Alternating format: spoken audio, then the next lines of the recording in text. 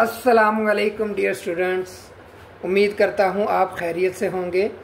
आज हम लेक्चर 2 करेंगे। जो पहला लेक्चर था उसमें मैंने आपको डेफिनेशन ऑफ ज्योग्राफी बताई थी और बुक से रीड किया था, और सेकंड एसएलओ हमने किया था internal structure of the earth. आज के लेक्चर में मैं आपको ओरली बताऊंगा, एक्सप्लेन करूंगा और साथ आपको विजुअल्स दिखाऊंगा जिससे कि आपकी बेटर अंडरस्टैंडिंग होगी। तो आपसे रिक्वेस्ट है कि आपने लेक्चर ध्यान से और पूरा सुनना है और उसी के अकॉर्डिंग आपको वर्कशीट प्रोवाइड की जाएगी और उसको आपने सॉल्व करना है। तो स्टार्ट करते हैं। Internal structure of the earth, ठीक है। ज़मीन के अंदर क्या कुछ मौजूद है, ठीक है। अगर सिंपल हम बात करें तो अर्थ का जो स्ट्रक्चर है इंटरनल, उसको हमने डिफरेंट लेयर्स में डिवाइड किया हुआ है, ठीक है। अब वो लेयर्स कौन सी हैं? सबसे पहली लेयर है क्रस्ट, फिर उसके बाद है मॉन्टल, फिर थर्ड लेयर है कोर। ये 3 लेयर्स हैं जो इंटीरियर ऑफ द अर्थ है, ठीक है। अब सबसे पहले आपके पास आती है क्रस्ट। अब क्रस्ट क्या है? आउटर मोस्ट लेयर है अर्थ की, ठीक है। इसी तरह से जो अर्थ है उसको हम 2 पार्ट्स में डिवाइड करेंगे, जिसमें पहला है कॉन्टिनेंटल क्रस्ट और सेकंड वन है ओशियानिक क्रस्ट। अब जो आपको लैंड एरिया नज़र आता है, ठीक है, लैंड पार्ट, लैंड मैसेज नज़र आते हैं, या सिंपल कहें खुश्की नज़र आती है, वो सारा पार्ट कॉन्टिनेंटल क्रस्ट कहलाता है, ठीक है। अब उसकी थिकनेस कितनी है, उसका टेम्परेचर कितना है, ये सारी चीज़ें ऑलरेडी बुक पे मेंशन्ड है, लिखी हुई हैं, ठीक है। अब कॉन्टिनेंटल क्रस्ट आपका 2 किस्म के मटेरियल से कंपोज्ड है, यानी मेनली आपके कॉन्टिनेंटल क्रस्ट में मेजॉरिटी में 2 मटेरियल्स मिल रहे हैं, जिसमें है सिलिकॉन एंड एल्यूमिनियम, ठीक है। सिलिकॉन की एब्रिविएशन है SI, ठीक है, और एल्यूमिनियम को हम AL से डिनोट करते हैं, ठीक है। तो इसी तरह अगर हम इस मटेरियल को कंबाइन करके पढ़ें तो इसे हम सेयाल कहते हैं, ठीक है, सेयाल। तो ये सिंपल डेफिनेशन या सिंपल एक्सप्लेनेशन थी कॉन्टिनेंटल क्रस्ट की। स्टूडेंट्स, इसके बाद जो क्रस्ट का सेकंड पार्ट है, सेकंड डिवीजन है, वो है ओशियानिक क्रस्ट। ये अर्थ का इनविजिबल पार्ट है, ठीक है। इनविजिबल कैसे? कि आपको सामने नेकेड आई से नज़र नहीं आ रहा उसका फ्लोर या उसका बेड, क्योंकि उसके ऊपर पानी मौजूद है। और ये वाला जो पार्ट है क्रस्ट का, ये ओशियन के अंदर मौजूद है, इसीलिए इसको invisible part of the earth crust कहते हैं। ओशियानिक क्रस्ट कंपोज्ड है 2 मेजर मटेरियल से, जिनमें अगेन सिलिकॉन है और दूसरा मैग्नीशियम है।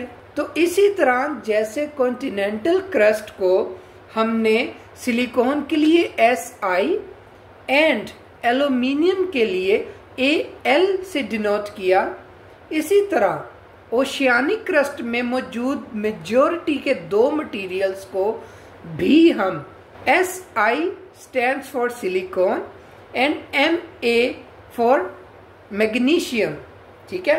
तो ये क्या बना? सीमा, ठीक है। ओशियानिक क्रस्ट में मौजूद मटेरियल को हम सीमा कहते हैं, ठीक है। SI stands for silicon and MA stands for magnesium। तो इन सिंपल अगर मैं इसको समराइज करूं, क्रस्ट को 2 पार्ट्स में हमने डिवाइड किया है। पहला कॉन्टिनेंटल क्रस्ट है, दूसरा ओशियानिक क्रस्ट है। कॉन्टिनेंटल क्रस्ट 2 किस्म के मेजर मटेरियल से कंपोज्ड होता है, जिसमें सिलिकॉन एंड एल्यूमिनियम है, जिसको हम सेयाल कहते हैं। और फिर ओशियानिक क्रस्ट है, वो भी 2 किस्म के मटेरियल से, मेजॉरिटी के 2 मटेरियल से मिलके बनता है, जिसमें सिलिकॉन एंड मैग्नीशियम है। और इसे हम सीमा कहते हैं। ठीक है, आई होप कि स्टूडेंट्स आपको क्रस्ट की अच्छे से समझ आई होगी। ओके स्टूडेंट्स, इसके बाद हमारे पास जो सेकंड लेयर है वो है मॉन्टल। ठीक है, अब मॉन्टल क्या है कि ये सेंट्रल लेयर है अर्थ की। ठीक है, मॉन्टल सेंट्रल लेयर है अर्थ की, क्योंकि ऊपर क्रस्ट मौजूद है, नीचे कोर मौजूद है, तो सेंटर में आपको मॉन्टल मिल रहा है। अब मॉन्टल की भी हम 2 डिविजन्स करते हैं, जिसमें upper mantle and lower mantle. Upper mantle molten form में मौजूद है। अब मोल्टन फॉर्म क्या फॉर्म होती है ना, ये लिक्विड होता है। अगर कोई मटेरियल लिक्विड नहीं है, जैसे वाटर है, वाटर की तरह लिक्विड नहीं है, और ना ही लोहे की तरह सॉलिड है, दरमियानी हालत है, मतलब आप कह सकते हैं जेली लाइक स्ट्रक्चर है। अगर जेली लाइक है तो उसे हम मोल्टन फॉर्म कहते हैं। तो जो अपर पार्ट है मॉन्टल का वो मोल्टन फॉर्म में है। अब अगर लोअर मॉन्टल की बात करें तो लोअर मॉन्टल सॉलिड फॉर्म में मौजूद है। ठीक है, ये आपने 2 डिविजन्स देख ली मॉन्टल की। अब इसके बाद थर्ड जो लेयर है वो है core. Core inner most layer है इंटीरियर ऑफ द अर्थ की। ठीक है, अब कोर को भी हम 2 पार्ट्स में डिवाइड करते हैं। पहला पार्ट है आउटर कोर और सेकंड पार्ट है इनर कोर। अब आउटर कोर कैसी है? आउटर कोर लिक्विड फॉर्म में मौजूद है, liquid like water, water that is H2O। Okay, तो जो आउटर कोर है वो लिक्विड फॉर्म में मौजूद है। ठीक है, और जो सेकंड डिवीजन है कोर की वो है इनर कोर, और इनर कोर सॉलिड फॉर्म में मौजूद है। कोर लास्ट लेयर है, इनर मोस्ट लेयर है internal structure of the earth की, और ये 2 पार्ट्स में डिवाइड है, outer core and inner core. ठीक है स्टूडेंट्स, और इनर कोर में आपको रॉक्स मिलती हैं, क्योंकि सॉलिड है तो इसमें रॉक टाइप मिलती है। रॉक में क्या मिलता है आपको?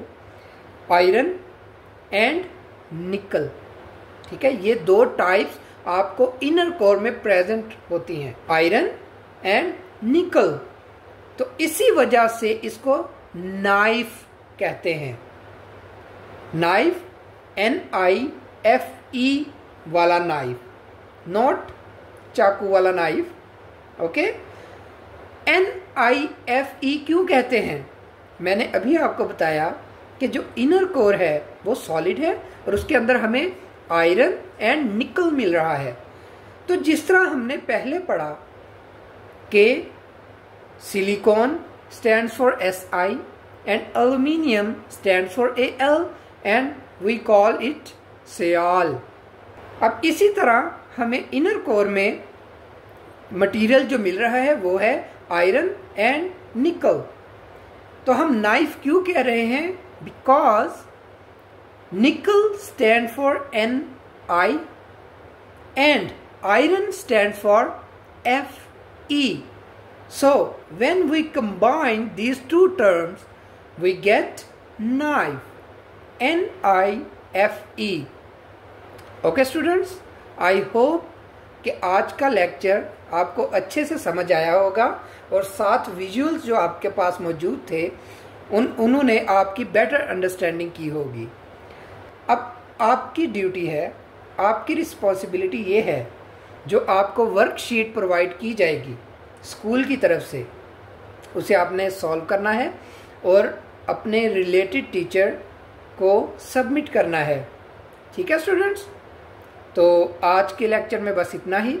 इंशाल्लाह नेक्स्ट लेक्चर में फिर मिलेंगे, तब तक के लिए अल्लाह हाफिज़।